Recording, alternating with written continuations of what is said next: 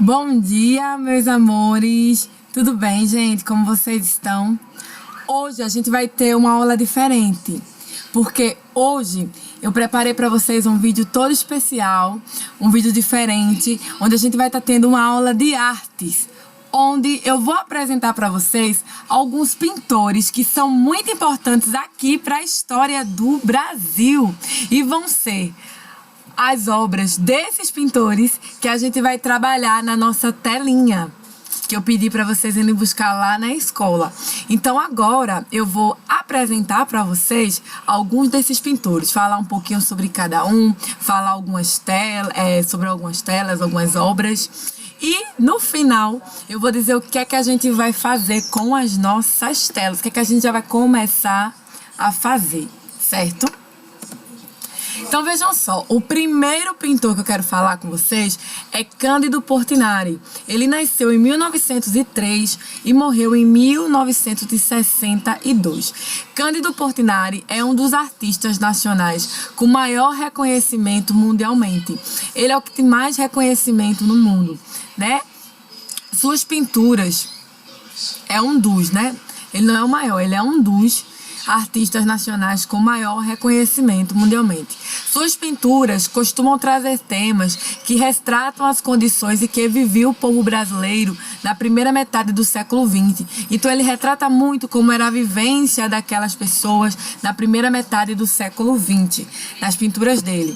Portinari teve muito êxito ao destacar questões sociais, festas populares, o trabalho na roça, a infância, entre outros assuntos. Seu estilo de pintura singular e inconfundível teve demasiada inspiração das vanguardas artísticas que despontaram na Europa na transição do século XIX para o século XX. Entretanto, o pintor conseguiu absorver essa influência e transformá-la em uma arte genuinamente brasileira. Essas influências que aqui eu estou falando o movimento das vanguardas europeias, onde a gente vai ter surrealismo, onde a gente vai ter cubismo, sabe? São só alguns exemplos desse movimento, dessas vanguardas europeias na pintura. E aí, Portinari, a gente pode falar, ele teve muitas influências, né? E ele conseguiu trazer essa influência e transformar numa arte puramente brasileira. Daí o tanto de prestígio que Cândido Portinari tem internacionalmente, né? Aí aqui eu coloquei para vocês verem uma foto dele. Esse aqui é Cândido Portinari. Esse senhor aqui é ele, Cândido Portinari. E Cândido Portinari, como eu já falei, ele gostava muito de retratar em suas obras o cotidiano de meados do século XX, da população brasileira no século XX, né, do início do século XX. Então, ele retratava muito esse período aqui, como a gente falou aqui, na primeira metade do século XX. E na primeira metade do século XX ainda acontecia alguns resquícios da escravidão no Brasil, né? Então ele retrata muito essa abordagem. Tanto que ele vai ter aqui algumas obras, né, que são essas daqui de destaque, que eu coloquei para vocês. E aí ele vai ter aqui essa primeira obra. Essa primeira obra aqui é o Mestiço.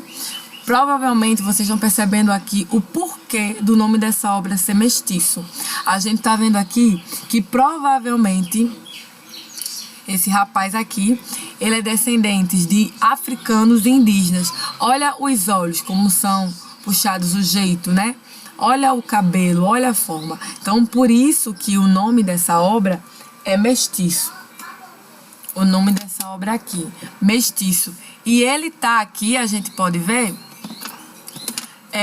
numa plantação, não é verdade? Aqui a gente tem aqui a plantação, aqui atrás dele. Ele tá numa área rural, né, de trabalho, né? Já aqui, provavelmente a plantação de café. Cândido Portinari, ele retratava muito a plantação de café. Já aqui, nessa segunda obra, ela tem o nome de Café, que mostra justamente a plantação de café, onde a gente tá vendo muitos negros aqui, ó. Muitos escravos, né, aqui nessa plantação de café. A gente tá vendo aqui o capataz, olha, essa figura aqui de destaque, comandando o trabalho dessas pessoas aqui. A gente consegue ver, tá? Aqui, ó, mulheres, homens trabalhando nessa plantação de café. Aqui, ó, a gente já tem outra obra. Essa obra é o Lavrador de Café, tá? Mostra aqui um rapaz negro também, cuidando do café, o lavrador de café, aqui nessa obra. E essa quarta obra aqui se chama Cana-de-Açúcar, que mostra negros carregando a cana-de-açúcar. Então vejam que Cândido Portinari, ele retrata muito essa questão da escravidão, né? Essa questão dos negros aqui no Brasil, em meados da primeira metade do século XX, como já falou para vocês. Então, Cândido Portinari, ele pega muito essas influências da Europa, das vanguardas europeias, e transforma numa arte puramente, genuinamente brasileira. Tanto é que nos seus quadros a gente vê esse retrato, né? Falando um pouco sobre essas questões da escravidão, essas questões da mistura de raças, da miscigenação de raças. Tanto é que a gente tem esse quadro aqui, mestiço. E não é só dessas obras que a gente tem de Cândido Portinari. Ele tem várias outras obras. Tem uma obra muito bonita que se chama As Pipas, depois vocês procurem, que é muito linda, né? Tem obras que retratam crianças brincando. Então não é só desses temas mais fortes que tem as obras de Portinari. Também temas mais leves, crianças brincando no campo, enfim. Aí, passando agora da obra de Cândido Portinari, eu queria apresentar a vocês outro pintor, que no caso é uma pintora, Anita Malfatti, também brasileira, né? Ela nasceu em 1889 e morreu em 1964. Ela foi uma das mais importantes artistas plásticas brasileiras da primeira fase do modernismo no Brasil. Ela teve um papel preponderante na Semana de Arte Moderna, em 1922, onde expôs seus trabalhos. Estudou artes e pintura na Europa, onde ficou durante 4 anos, em Berlim, Alemanha, 1910 a 1914, onde ela estudou na Academia Imperial de Belas Artes, e morou também em Nova York, nos Estados Unidos, de 1915 a 1916. Ali aprofundou ainda mais seus conhecimentos sobre pintura nas Art Studies de Nova York e na Independent School da Arte. Né? Então, Anita Malfatti, ela teve muito importante no movimento modernista no Brasil. Sabe, gente, ela teve muita importância mesmo. Porque ela tinha essa influência de fora e trouxe para cá, né, esse ar de modernidade nas pinturas, assim, eu posso falar até no que ela retrata.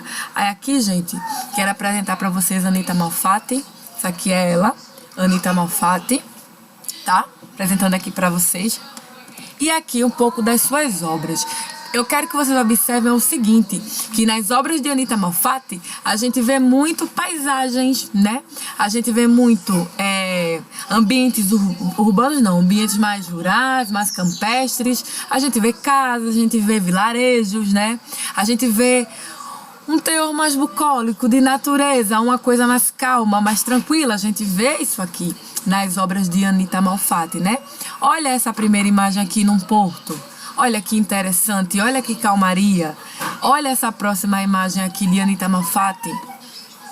Essa imagem onde ela está retratando aqui uma vila, provavelmente, né? Aqui eu acho que é um circo, uma vila e um circo dentro da vila, né?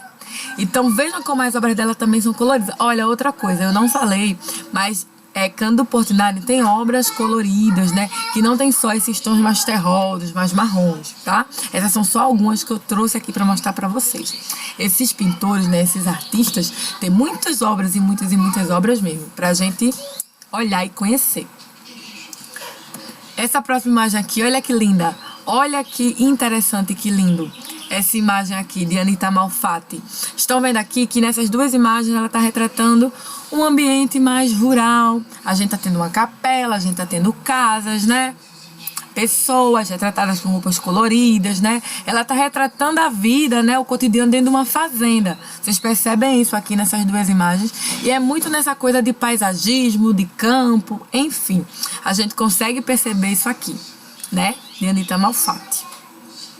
Agora eu vou passar para o próximo artista que eu queria apresentar a vocês. Vicente do Rego Monteiro.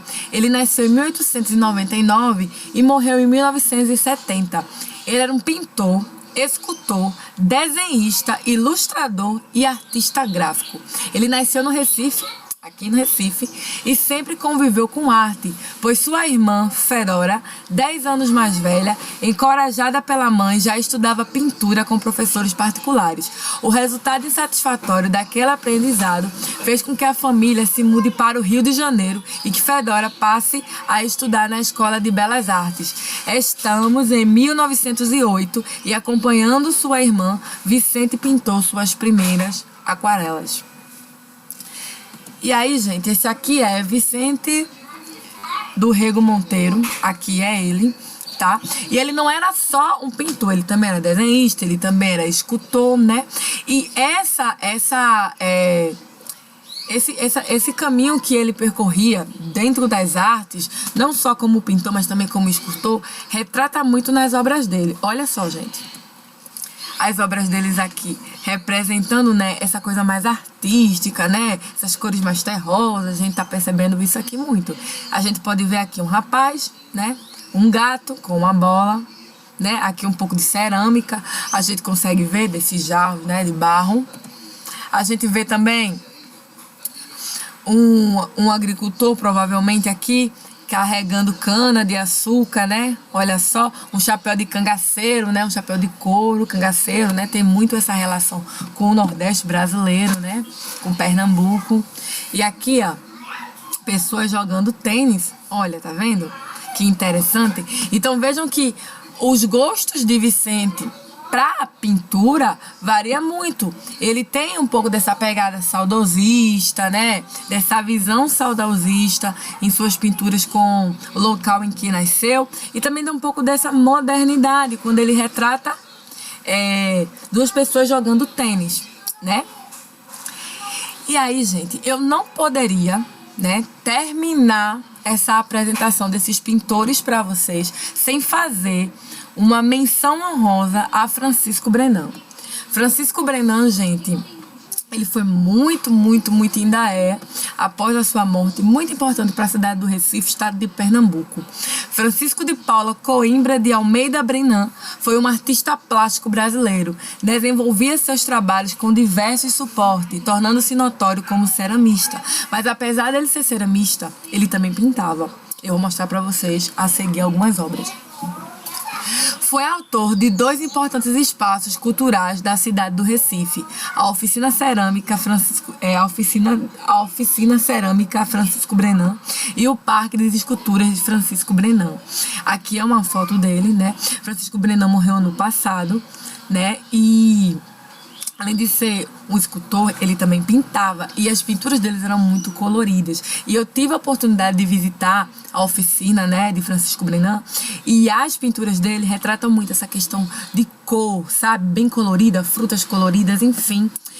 Eu trouxe aqui algumas para vocês verem o quanto a obra dele é bem colorida. E Francisco Brenan, ele nasceu aqui, né? Ele também nasceu aqui. Da mesma forma que Vicente, ele também nasceu aqui, em Recife. Então, é importante a gente falar sobre ele, né? Já que a gente está falando sobre pintores brasileiros, pintores que nasceram em Pernambuco, Francisco Brenan também vale essa menção honrosa aqui nessa aulinha de hoje, né? E aí, gente, estão vendo como é colorido, né? As obras de Francisco Brenan, os quadros, tem essa cor, né? Tem essas cores vivas, né?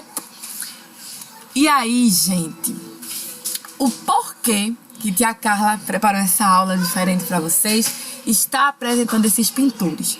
Porque, como vocês sabem, nós vamos trabalhar com as nossas telas. Vocês já foram na escola, já pegaram as suas telas, já pegaram tintas.